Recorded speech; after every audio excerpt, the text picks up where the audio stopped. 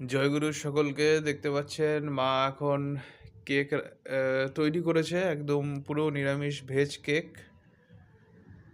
তা মা এখন কিছু বলবে।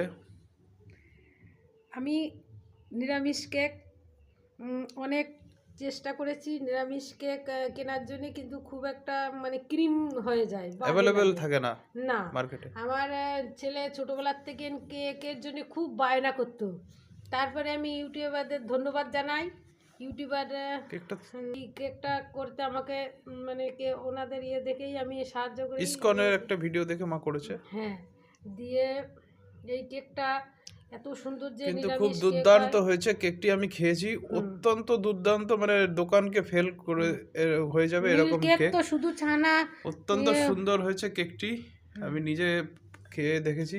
এই দেখুন কত সুন্দর, মা যে আর এত সুন্দর খেতেও কেক সেই করতে পারবে টেস্ট। আমি ভাবতে পারিনি। এই দেখুন, অর্ধেকটা এই বাটির মধ্যে করেছিলাম, এত সুন্দর হয়েছে না, সেই টেস্ট সেই টেস্ট। পরে মা এই রেসিপিটা অবশ্যই এই ইউটিউব চ্যানেলে শেয়ার করবে এবং করেও দেখাবে আপনাদের।